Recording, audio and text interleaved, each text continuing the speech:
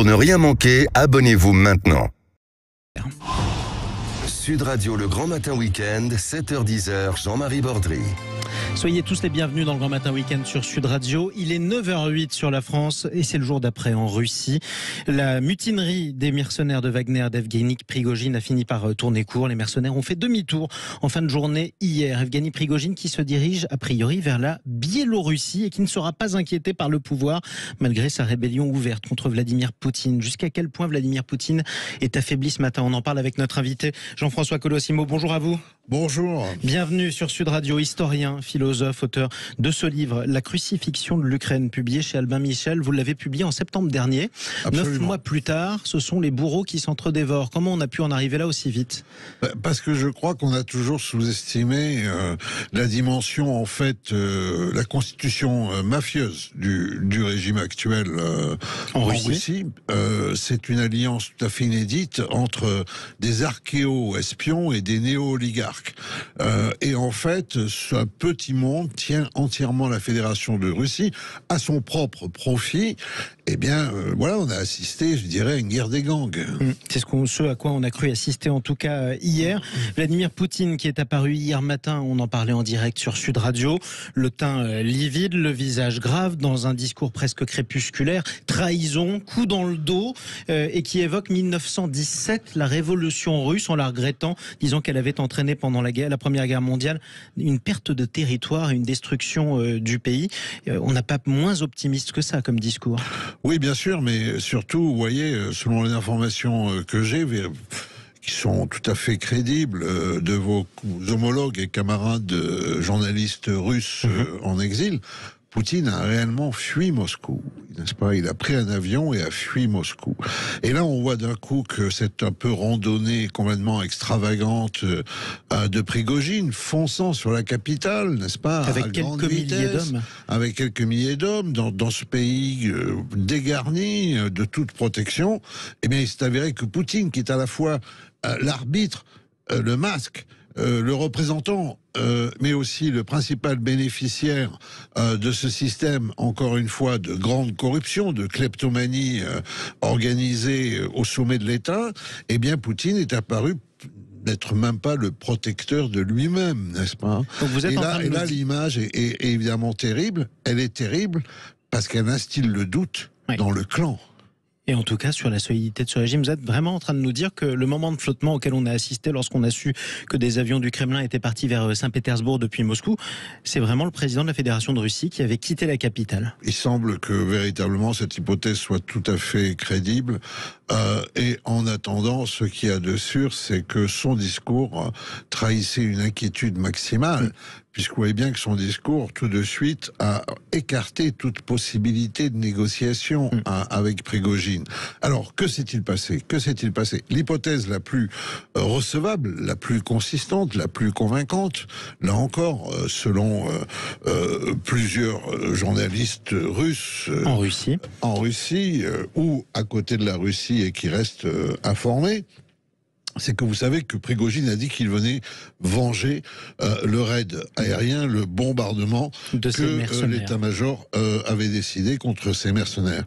Il semble qu'en fait, ce bombardement le visait lui personnellement, très personnellement.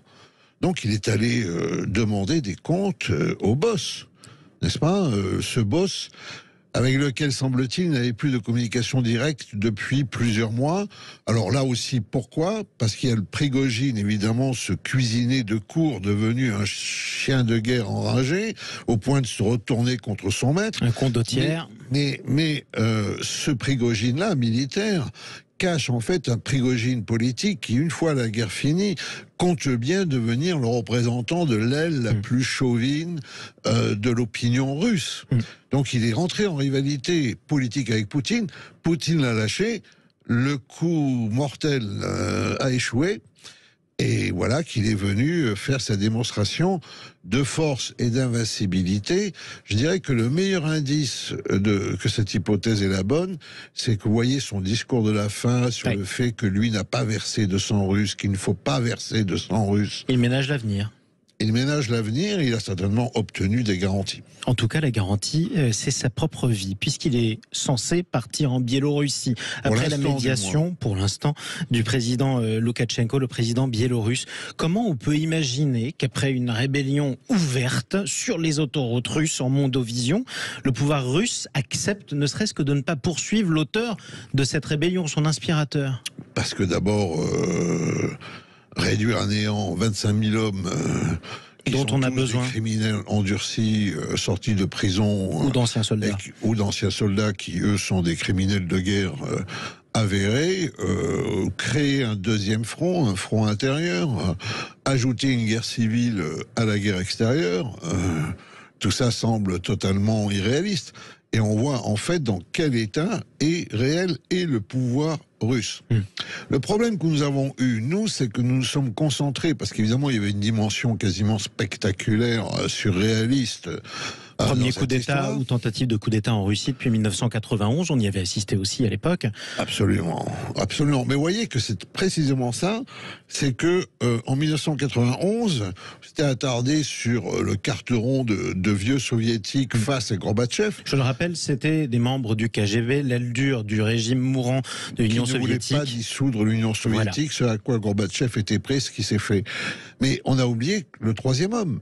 Boris Yeltsin, c'est lui qui a tiré son épingle du jeu. À l'époque. N'est-ce pas? C'est lui qui, 3 mois plus tard, a mis à la retraite Gorbatchev. Et c'est lui qui a dissous l'URSS. Alors, nous nous sommes concentrés sur ce duel épique, quoi, en quelque sorte, ou tragicomique. Et on a oublié le troisième homme. Et on a oublié que, en fait, tout ça se déroule pas du tout entre Prigojine et Poutine, mais au sein, encore une fois, d'un clan, d'une clique. Où il y a, je dirais, autour du parrain, il y a des boss, n'est-ce pas? Et ces boss, on les connaît, et en fait, aujourd'hui, ce sont eux les véritables vainqueurs. Ils ont tous profité de l'affaiblissement manifeste du pouvoir de Vladimir Poutine, dont le bouffon Prigojine a fait la démonstration. Alors ces clans, c'est simple. Il y a évidemment Sergueï Naryshkin, qui est descendant d'aristocrates bolchevisés de force, qui représente un peu l'aile diplomatique. Lui, il va pas très bien là aujourd'hui, mais il se rend compte que en fait la confrontation avec Prigojine est létale, parce que vraisemblablement Prigojine a quand même nous ridiculiser. Il a manifestement ridiculisé le Gerasimov, le généralissime, qui est un allié de Naryshkin, et il a mis durablement en cause Shoigu, qui est le ministre de la Défense. Ça, c'est l'aile diplomatique. Il y a l'aile des affairistes. C'est Sechin, le patron de Rosneft, le Gazprom du pétrole. Alors eux, ils trouvent aussi que la guerre a trop duré, évidemment. Ce sont les oligarques. Et puis il y a Patrouchev.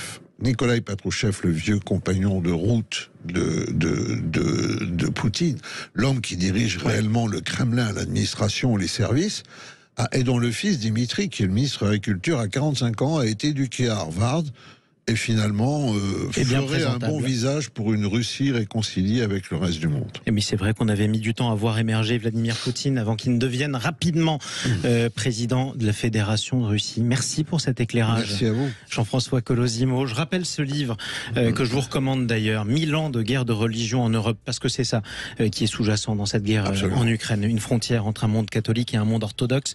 La crucifixion de l'Ukraine, c'est publié chez Albin Michel. On vous réinvitera avec plaisir pour suivre. Merci à vous. Cette actualité malheureusement dramatique. Merci beaucoup.